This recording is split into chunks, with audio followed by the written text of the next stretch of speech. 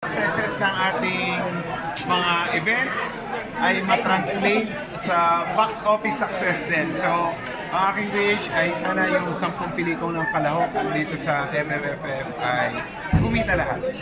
Chairman, ano pong reaction nyo dun sa nag-iisang hiling ng mga producers, ng mga artista na sana magkaroon ng additional cinemas? Well, may playdate committee naman tayo, so we'll review it. Definitely naman, after ng awards night, nagkakaroon ng changes dyan, yung mga dynamics, yung demands.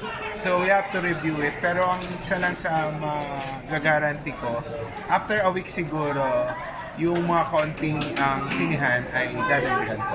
And I heard nga, ngayong Saturday, meron na raw Rockwell ang Himala. Yes, meron naman kasi depende sa demand doon sa particular na sinihan. Meron kasi mga sinihan na ito yung gusto, pelikula, yung iba naman hindi masyadong bumibenta. So, we really have to strike a balance doon sa demand and yung susunod. Pero totoo po ba, Chairman, na wala kayong control doon sa gusto ng mga theater owners? Kung ano Hindi naman walang control. Yung mga sinihan na nasa Metro Manila at yung kasama sa iniraraffle natin, yan nasa absolute control namin. So, kahit may request po yung mga sinihan na for example, baka pwedeng i-pull out itong isang pelikula, palta ng ganitong pelikula.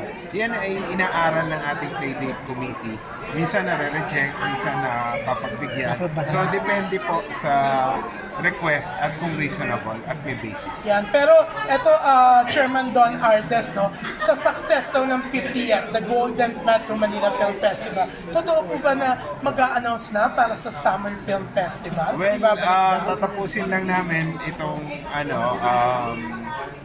hanggang first week ng January. Then we'll meet with the EXICOM at tingnan namin kung ano mapapagkasundoan. Basta on our end, kami naman po kung ano maging desisyon na executive committee na para sa industriya ng pelikulang Pilipino. Kami naman po ay tutugon. Again, congratulations po. Salamat, Yan. salamat. Sobrang tagumpay po. Salamat.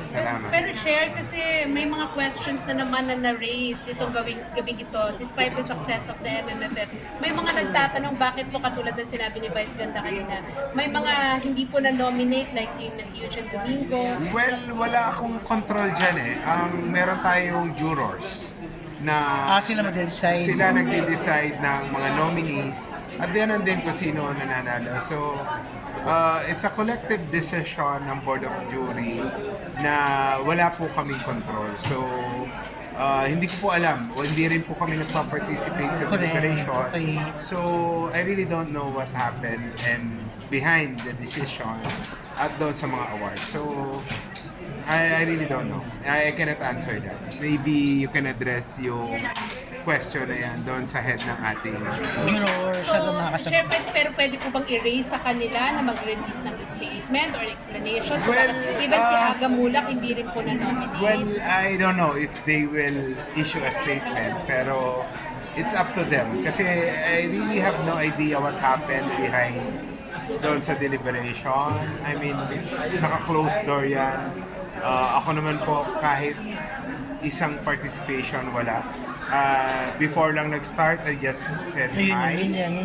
Yung usual. Then I went out of the room. And then, hindi ko na po alam kung ano nangyari doon sa loob. So, Sila nag-decide. I really cannot answer yung mga questions regarding awards and nomination. Thank you, Chairman. Salamat, Chairman. Thank you po.